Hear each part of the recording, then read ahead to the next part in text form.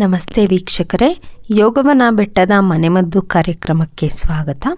ಇಂದಿನ ಸಂಚಿಕೆಯಲ್ಲಿ ಯಾರಿಗೆಲ್ಲ ಅಜೀರ್ಣ ಸಮಸ್ಯೆ ಇರುತ್ತೆ, ಯಾರಿಗೆ ತಿಂದಂಥ ಆಹಾರ ಜೀರ್ಣ ಆಗ್ತಾ ಇರೋದಿಲ್ಲ, ಮತ್ತು ಆಹಾರ ಸೇವನೆ ಮಾಡಿದ ಮೇಲೆ ಯಾರಿಗೆಲ್ಲ ದೇಹ ತುಂಬ ಭಾರ ಅಂತ ಅನಿಸುತ್ತೆ, ಆ ಸಮಸ್ಯೆಗೆ ಇವತ್ತು ಒಂದು ಪರಿಹಾರವನ್ನು ತಿಳ್ಕೊಳ್ಳೋಣ. ಇನ್ನು ಈ ಸಮಸ್ಯೆಗೆ ನಾವು ಇವತ್ತು ಒಂದು ಮನೆಮದ್ದು ಏನಪ್ಪ ಅಂದರೆ ಒಂದು ಕಷಾಯದ ಬಗ್ಗೆ ನಾವು ಇವತ್ತು ತಿಳಿಸ್ಕೊಡ್ತಾ ಇದ್ದೀವಿ. ಸೊ ಈ ಕಷಾಯವನ್ನು ಮಾಡಲಿಕ್ಕೆ ಒಂದು ಅರ್ಧ ಟೀ ಸ್ಪೂನಷ್ಟು ಸೋಂಪನ್ನು ತಗೊಳ್ಳಿ, 1 ಟೀ ಸ್ಪೂನಷ್ಟು ಧನಿಯಾ ಕಾಳು, ಅದೇ ರೀತಿ ಅರ್ಧ ಟೀ ಸ್ಪೂನಷ್ಟು ಜೀರಿಗೆಯನ್ನು ತಗೊಳ್ಳಿ, ಮತ್ತು ಒಂದು 1/4 ಇಂಚಷ್ಟು ಶುಂಠಿ, ಇನ್ನು ಒಂದು 250 ml ಅಷ್ಟು ವಾಟರನ್ನು ತಗೊಳ್ಳಿ. ಸೊ ನೀವು ಇಷ್ಟು ಐಟಮ್ಸನ್ನು ಇಟ್ಕೊಂಡು ಒಂದು ಪಾತ್ರೆಯಲ್ಲಿ ಒಂದು 250 ml ಅದು ನೀರೇನು ತಗೊಂಡಿರ್ತೀವಿ ಅದನ್ನು ಕುದಿಸ್ಕೊಳ್ಳೋಕೆ ಇಟ್ಕೊಳ್ಳಿ.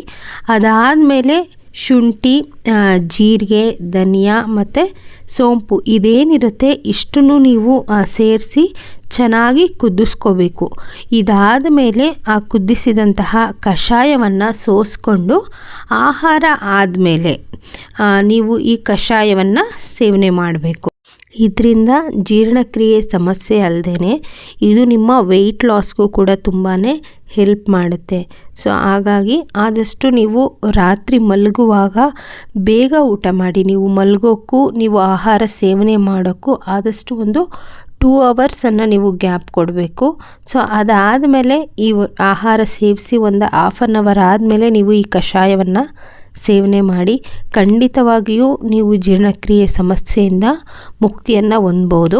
ಇನ್ನು ವಿಶೇಷ ಸೂಚನೆ ಏನಪ್ಪ ಅಂದರೆ ಖಂಡಿತವಾಗಿಯೂ 1 ದಿನ ಮಾಡಿಕೊಂಡು ಅಥವಾ 2 ದಿನ ನೀವು ಈ ಕಷಾಯವನ್ನು ಸೇವನೆ ಮಾಡೋದ್ರಿಂದ ಖಂಡಿತವಾಗಿಯೂ ಈ ಸಮಸ್ಯೆ ಸರಿ ಹೋಗೋದಿಲ್ಲ.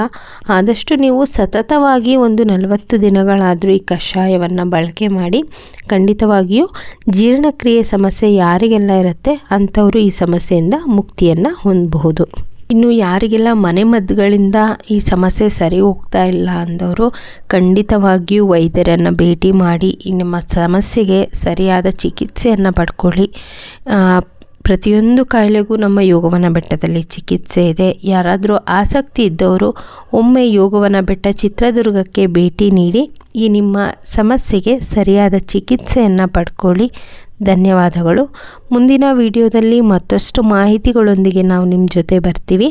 ಧನ್ಯವಾದಗಳು.